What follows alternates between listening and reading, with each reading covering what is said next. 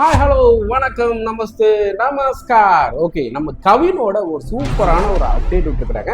படத்தோட டைட்டிலே பார்த்தீங்கன்னா கிஸ் அப்படின்னு ஆரம்பிக்கிறாங்க. அதுக்கு என்ன காரணம், எதனால் அந்த பேர் வச்சாங்க அப்படிங்கிறதெல்லாம் இந்த ட்ரெய்லர் பார்க்கும்போது ஓரளவுக்கு புரியலைனாலும் படம் பார்த்ததுல நமக்கு எல்லாம் புரிய வரும். ஸோ பிளடி பக்கர் வந்து பெருசாக அவருக்கு போகலை அப்படிங்கிறத உண்மையான விஷயம். அதுக்கு முன்னாடி டாடா படம் வந்து மிகப்பெரிய ஒரு வெற்றி படத்தை கொடுத்துட்டு திடீர்னு பிளடி பக்கர் பயங்கர எக்ஸ்பெக்டேஷன் ஹெவியாக இருந்துச்சு. பட் இருந்தாலும் அதுக்கு பெரிய ஒரு ஃபெயிலியரா அது என்னன்னு தெரியல. வர்த்தக ரீதியாக பெருசாக பேசப்படலை, மக்கள்கிட்டையும் பெருசாக பேசப்படலை அப்படிங்கிறதா உண்மை. அடுத்த படம், இந்த படத்துக்கு பயங்கர எதிர்பார்ப்பு இருக்குது. கண்டிப்பாக இதில் அவர் சக்ஸஸ் பண்ணி ஆகணும். அந்த மாதிரியான ஒரு காலகட்டத்தில் நம்ம கவின் தள்ளப்பட்டிருக்கிறாருன்னு சொல்லி ஆகணும். இப்போ நம்ம அந்த கிஸ் படத்தோட ட்ரெய்லரை பார்த்துட்டு பிறகு லைட்டாக டிஸ்கஷன் பண்ணுவோமா? வாங்க வீடியோவில் பார்த்துருக்கோம். அஃபீஷியல் டீசரா? சாரி, நான் ட்ரெய்லர் சொல்லிட்டேன்னு நினைக்கிறேன். Teaser. Dun dun dun dun. Ready? 1, 2, 3. Action! Hey, லிஃப்ட்டுக்குள்ள போனா மேலே எங்கேயும் போவாங்க. சரி, போயப்பிள்ள என்ன வேலை பண்ணுங்க.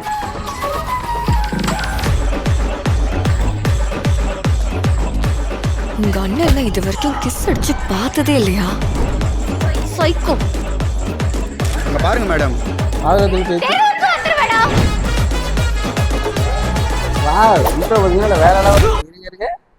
இந்த போஸ்டர் பார்த்துக்கிறோம். காதலர் தினத்தை எதிர்த்து இன்று கண்டன கடையடைப்பா. Oh my God.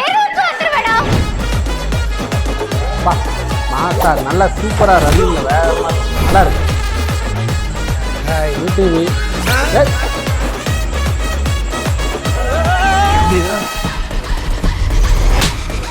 ஜென் நாட்டு மியூசிக்கல். இங்கதான் ஹீரோயினா? ஏய், எங்க கண்ட கை வைக்க கவினே?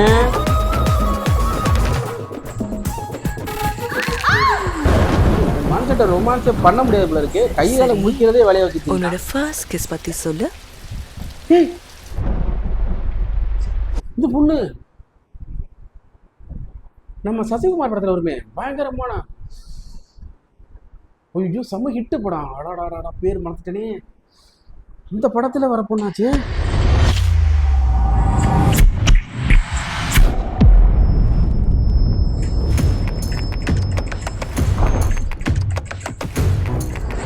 பேர் மறந்துட்டேன்.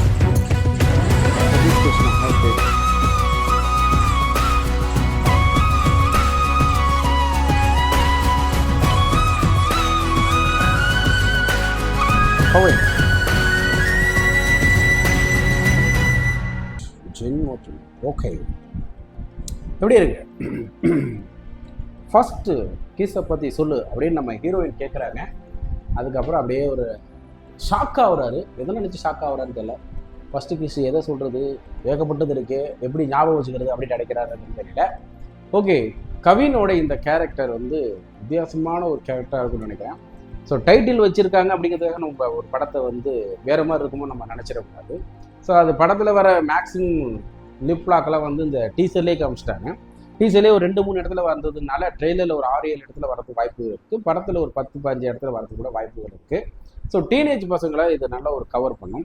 பட் இருந்தாலும் அதை பற்றி மட்டுமே ஒரு படம் கண்டிப்பாக ட்ராவல் பண்ண வாய்ப்பே கிடையாது. ஏன்னா அவருக்கும் கொஞ்சம் இருக்கும் இல்லையா, கண்டிப்பாக யோசிச்சுப்பார். கவின் வந்து அடுத்த படம் நம்ம வந்து பிளடி பக்கர் வந்து ரொம்ப ஸ்ட்ரகிள் பண்ணி ரொம்ப கஷ்டப்பட்டு நல்லா வரும்னு எதிர்பார்த்த ஒரு படம் சரியாக போகலை.